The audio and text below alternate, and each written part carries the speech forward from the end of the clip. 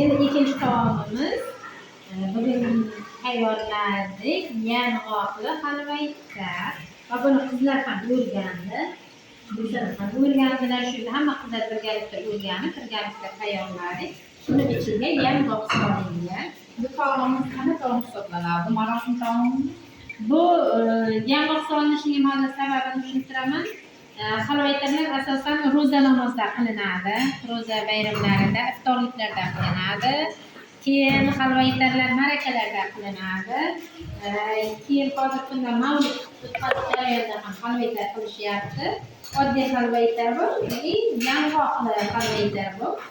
Yong'oq solingan sababi kimlardir mana yong'oq birinchidan to'xtadi, ikkinchidan odamga hozir erta indin mana kelayotgan mart aprel oylarida ko'proq solinishi ilk uzunni vaqti bo'ladi. Shuning uchun odam organizmiga kuch beradi. Oshqozonga ham foydali. Ba'zi kishilar yong'oq o'zini ham oshqozon oladi, shuning uchun shirinliklarni tabobatda ham yong'oq, bodomlarni, asallar yoki halvaytar bilan qo'shib tavsiya qilingan. Shuning uchun asosan milliy taomlarga kiradi. Hazrada nomalarimiz halvaytarlarni tayyorlab iste'mol qilishganlar. Shuning uchun mana bular chiroyli bo'lib qotadi, keyin iste'mol qilinadi.